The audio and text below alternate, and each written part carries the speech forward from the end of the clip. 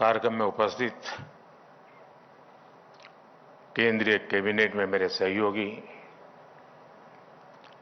श्री पीयूष गोयल जी, गिरिराज सिंह जी, पशुपति पारस जी, पुरुषोत्तम रूपाला जी, प्रहलाद सिंह पटेल जी,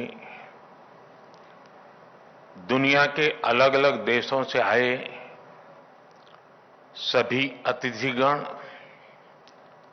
राज्यों से आए मंत्रीगण, उद्योग जगत और स्टार्टअप वर्ल्ड के सभी साथियों, देश भर से जुड़े हमारे किसान भाई और बहन, देवी और सज्जनों, आप सभी का world food India global conference में स्वागत है। आप सबका अभिनंदन है।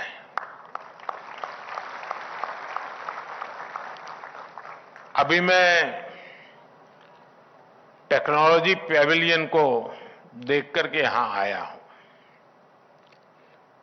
जिस तरह यहां टेक्नोलॉजी पैविलियन, स्टार्टअप पैविलियन और फूड स्ट्रीट जैसी व्यवस्थाएं की गई हैं, वो अद्भुत है। टेस्ट और टेक्नोलॉजी का ये फ्यूजन एक नए फ्यूचर को जन्म देगा, एक नई इकोनॉमी को गति प्रदान करेगा। आज की बदलती हुई दुनिया में 21वीं सदी की सबसे प्रमुख चुनौतियों में से एक फूड सिक्योरिटी भी है। इसलिए वर्ल्ड फूड इंडिया का यह आयोजन और भी अहम हो गया है। फ्रेंड्स, भारत में प्रोसेस्ड फूड इंडस्ट्री को आज सनराइज सेक्टर के रूप में देखा जा रहा है। पहले वर्ल्ड फूड इंडिया से के आयोजन से जो परिणाम प्राप्त हुए, वो भी इसका एक बहुत बड़ा उदाहरण है। पिछले 9 वर्षों में इस सेक्टर में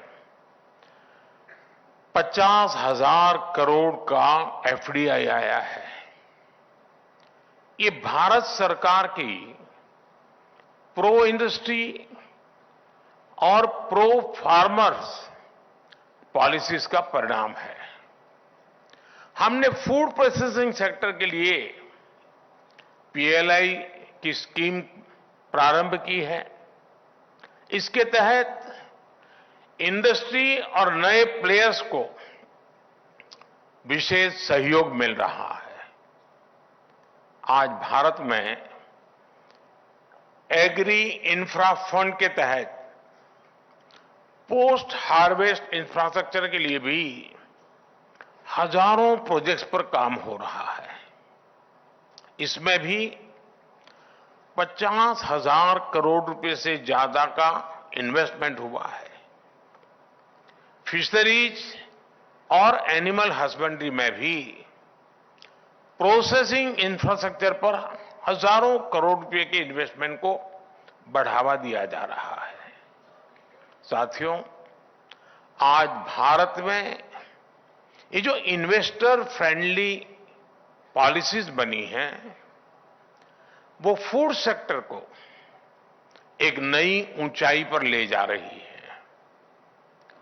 पिछले 9 वर्षों में हमारे कृषि निर्यात में प्रोसेस्ड फूड का हिस्सा 13 से बढ़कर 23% हो गया है। 13 to 23। 9 सालों में प्रोसेस्ड फूड के एक्सपोर्ट में करीब करीब 150% की वृद्धि हुई है। आज हम $50,000 मिलियन से ज्यादा का एग्रो एक्सपोर्ट करके ग्लोबली 7वें नंबर पर आ गए हैं। फूड प्रोसेसिंग इंडस्ट्री से जुड़ा ऐसा कोई क्षेत्र नहीं है जिसमें भारत ने अप्रत्याशित वृद्धि न दर्ज की हो। ये फूड सेक्टर से जुड़ी हर कंपनी के लिए, हर स्टार्टअप के लिए एक गोल्डन अपॉर्चुनिटी है। फ्रेंड्स, ये ग्रोथ अपने आप में स्पीडी और रैपिड जरूर लग रही है। इसके पीछे हमारी कंसिस्टेंट और डेडिकेटेड मेहनत भी रही है।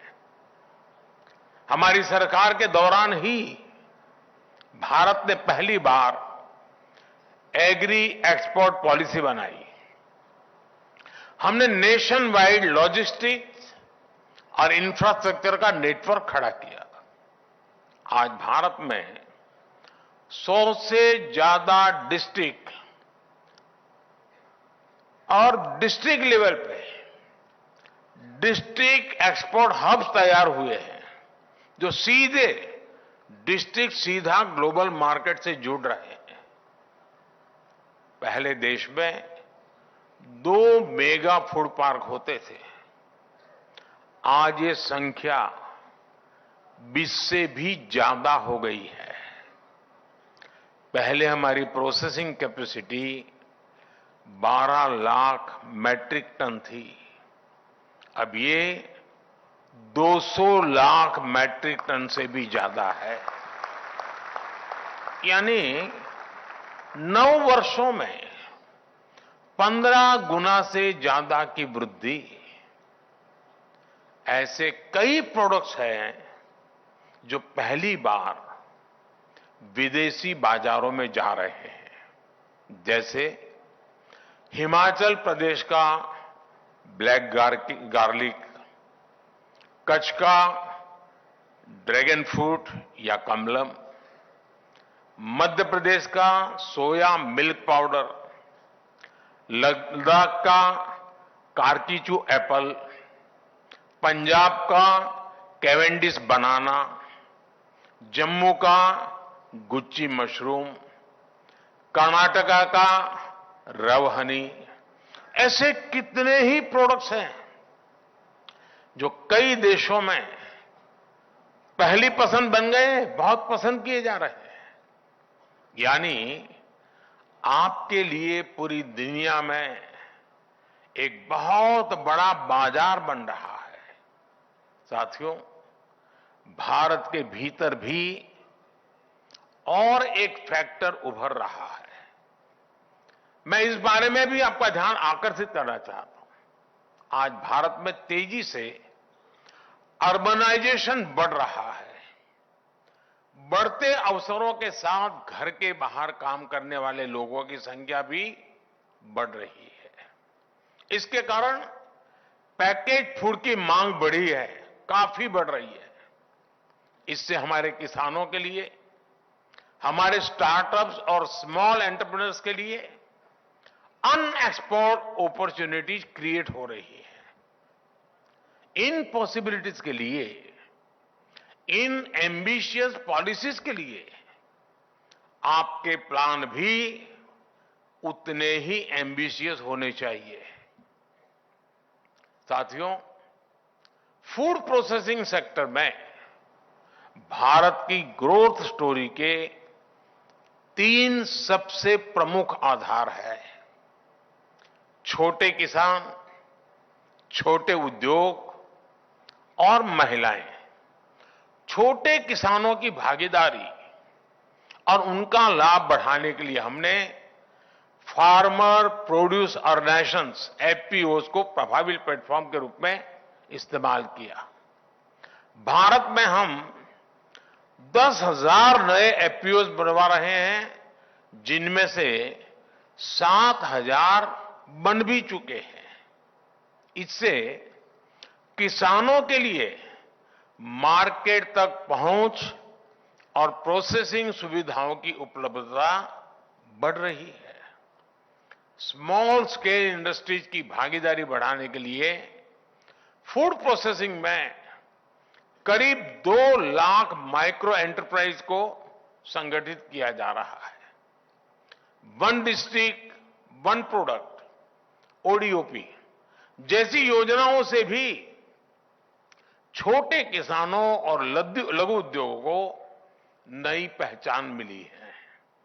साथियों, आज भारत दुनिया को विमेन लेड डेवलपमेंट का मार्ग दिखा रहा है। भारत की इकोनॉमी में महिलाओं की भागीदारी लगातार बढ़ रही है। इसका भी फायदा फूड प्रोसेसिंग इंडस्ट्री को हो रहा है। आज भारत में 9 करोड़ से ज्यादा महिलाएं सेल्फ हेल्प ग्रुप से जुड़ी हैं। आप सब जानते हैं, भारत में हजारों वर्षों से फूड साइंस की लीडिंग साइंटिस्ट महिलाएं ही रही है।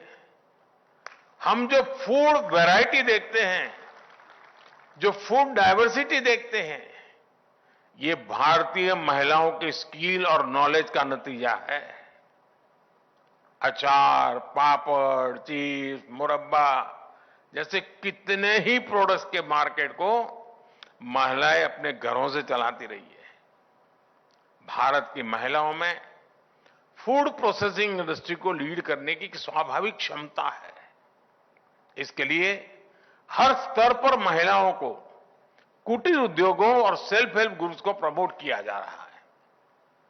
आज इस कार्यक्रम में भी 1 लाख से ज्यादा महिलाओं को, जो विमेन सेल्फ हेल्प ग्रुप चलाती हैं, 1 लाख से ज्यादा महिलाओं को करोड़ों रुपयों की सीड कैपिटल दी गई और मैंने टेक्नोलॉजी के लिए अभी यहां से उसको ऑलरेडी उनके खाते में जमा कर दिया। मैं इन महिलाओं को विशेष बधाई देता हूं, अपनी शुभकामनाएं देता हूं। फ्रेंड्स, भारत में जितनी सांस्कृतिक विविधता है, उतनी ही खाद्य विविधता, फूड डाइवर्सिटी भी है। हमारी ये फूड डाइवर्सिटी दुनिया के हर इन्वेस्टर के लिए एक डिविडेंड है। आज जिस तरह पूरी दुनिया में भारत के प्रति जिज्ञासा बढ़ी है, वो भी आप सभी के लिए बहुत बड़ी अपॉर्चुनिटी लेकर आया है।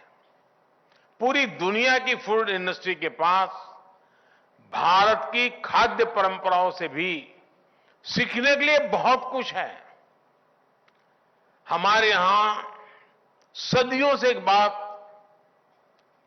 यानी जीवन का हिस्सा है, हर परिवार की सोच का हिस्सा है। हमारे यहां कहा जाता है, यथा अन्नम तथा मन्नम, अर्थात हम जैसा खाना खाते हैं वैसा ही हमारा मन भी बनता है। यानी फूड न केवल हमारी फिजिकल हेल्थ में बहुत बड़ा फैक्टर होता है, बल्कि हमारी मेंटल हेल्थ में भी बहुत बड़ा रोल निभाता है। भारत का सस्टेनेबल फूड कल्चर हजारों वर्षों की विकास यात्रा का परिणाम है। हमारे पूर्वजों ने फूड हैबिट्स को आयुर्वेद से जोड़ा। आयुर्वेद में कहा जाता है, ऋतु भुक अर्थात सीजन के हिसाब से खान पान, मित भूख अर्थात बैलेंस डाइट, और हित भूख अर्थात हेल्दी फूड्स। ये भारत की वैज्ञानिक समझ का अहम हिस्सा है। सदियों से भारत से होने वाले खाद्यान्न और खासकर मसालों के व्यापार के जरिए भारत के इस ज्ञान का लाभ पूरे विश्व को मिलेगा। आज जब हम ग्लोबल फूड सिक्योरिटी की बात करते हैं, जब ग्लोबल हेल्थ को लेकर इतने कंसर्न्स एक्सप्रेस किए जाते हैं, तो ये जरूरी हो गया है कि हमारी फूड प्रोसेसिंग इंडस्ट्री सस्टेनेबल और हेल्दी फूड हैबिट के इस एंशियंट नॉलेज को भी जाने, समझे और उसे एडॉप्ट करे। मैं आपको उदाहरण देता हूं मिलेट्स का। इस साल दुनिया इंटरनेशनल मिलेट्स ईयर मना रही है। हम सब जानते हैं कि मिलेट्स हमारी सुपर फूड बकेट का हिस्सा है। भारत में हमने इसे श्री अन्न की पहचान दी है। सदियों से अधिकांश सिविलाइजेशन में मिलेट्स यानी श्री अन्न को बहुत प्राथमिकता दी जाती थी। लेकिन ये बीते कुछ दशकों में भारत समेत अनेक देशों से मिलेट्स फूड हैबिट से बाहर होते चले गए। इसका बहुत बड़ा नुकसान ग्लोबल हेल्थ को भी हुआ, सस्टेनेबल फार्मिंग को भी हुआ और सस्टेनेबल इकोनॉमी को भी हुआ। भारत की पहल पर आज दुनिया में एक बार फिर मिलेट्स को लेकर जागरूकता अभियान शुरू हुआ है। मुझे विश्वास है, जैसे इंटरनेशनल योग दिवस ने योग को दुनिया के कोने कोने तक पहुंचाया, वैसे ही अब मिलेट्स भी दुनिया के कोने कोने तक पहुंचेंगे। अभी जब भारत ने G20 समिट में दुनिया के बड़े बड़े लीडर्स को होस्ट किया और इसी स्थान पे हुआ था, तो उन्हें भी मिलेट से बनी डिशेस खूब पसंद आई। आज भारत में कई बड़ी बड़ी कंपनियां मिलेट से बने प्रोसेस्ड फूड आइटम मार्केट में लॉन्च कर रही है। इस दिशा में कैसे ज्यादा से ज्यादा अवसर बने, कैसे श्री अन्न की फूड मार्केट में हिस्सेदारी बढ़े, आप सब इस पर चर्चा करें। इसका एक कलेक्टिव रोड मैप तैयार करें, जिसका लाभ इंडस्ट्री और किसान दोनों को हो। फ्रेंड्स, इस कॉन्फ्रेंस में आपके सामने कई फ्यूचरिस्टिक सब्जेक्ट्स के लिए चर्चा होने वाली है। इंडस्ट्री और बड़े वैश्विक हित दोनों विषय पर आप चर्चा करें, उस दिशा में कदम उठाएं। जैसे कि G20 ग्रुप ने दिल्ली डिक्लेरेशन में सस्टेनेबल एग्रीकल्चर, फूड सिक्योरिटी और न्यूट्रिशन सिक्योरिटी पर जोर दिया है। इस विषय में फूड प्रोसेसिंग से जुड़े सभी पार्टनर्स की बहुत बड़ी भूमिका है। हमें इसके लिए खुद को तैयार करना होगा। हम देश में 10 करोड़ से ज्यादा बच्चों को, गर्ल्स और प्रेग्नेंट वीमेन को पोषक आहार उपलब्ध कराते हैं। अब समय है कि हम खाद्य वितरण कार्यक्रम को डाइवर्सिफाइड फूड बास्केट की दिशा में ले जाएं। इसी तरह हमें पोस्ट हार्वेस्ट लॉसेस को और कम करना होगा। पैकेजिंग में और बेहतर टेक्नोलॉजी लाने के लिए काम करना होगा। सस्टेनेबल लाइफस्टाइल के लिए फूड वेस्टेज को भी रोकना एक बड़ी चुनौती है। हमारे प्रोडक्ट्स ऐसे होने चाहिए जिनसे वेस्टेज रुके। टेक्नोलॉजी भी इसमें एक अहम रोल अदा कर सकती है। हमें पेरिसेबल प्रोडक्ट्स की प्रोसेसिंग ज्यादा से ज्यादा बढ़ानी होगी। इससे वेस्टेज भी कम होगा, किसानों को भी फायदा होगा और प्राइस फ्लक्चुएशन को रोकने में भी मदद मिलेगी। हमें किसानों के हितों और कंज्यूमर सेटिस्फैक्शन के बीच भी संतुलन बनाना होगा। मुझे विश्वास है, इस आयोजन में ऐसे सभी विषयों पर विस्तार से विमर्श होगा। यहां जो निष्कर्ष निकलेंगे, उनसे विश्व के लिए एक सस्टेनेबल और फूड सिक्योर भविष्य की नींव पड़ेगी। आप सभी को एक बार फिर मेरी अनेक अनेक शुभकामनाएं हैं और मैं जो लोग दिल्ली है, दिल्ली के आसपास यहाँ जो इन विषयों में रुचि रखते हैं, चाहे एग्रीकल्चर यूनिवर्सिटी के स्टूडेंट्स हो, स्टार्टअप की दुनिया के लोग हो, किसान संगठन चलाने वाले लोग हो, मैं उनसे आग्रह करूंगा कभी 3 दिन ये फेस्टिवल यहां चलने वाला है, आप जरूर आइए, 2-4 घंटे लगाइए, देखिए दुनिया कितनी तेजी से बदल रही है।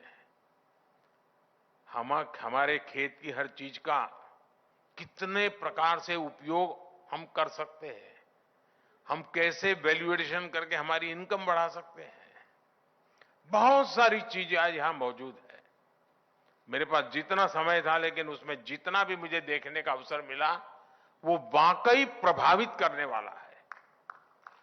और इसलिए मैं यहां है जो उनको तो आग्रह करूंगा कि एक एक स्टॉल पर जाकर के उन चीजों को देखें, उसको आगे बढ़ाने में, उसमें भी वैल्यू एडिशन का काम आप कर सकते हैं। लेकिन मैं देश के लोगों को भी कहूंगा कि जिसके पास भी दिल्ली पहुंचने की भी संभावना हो, वो 3 दिन का ये फायदा उठाए और इतने बड़े भव्य आयोजन का लाभ वे भी ले। इसी अपेक्षा के साथ आप सबको अनेक अनेक शुभकामनाएं। बहुत बहुत धन्यवाद।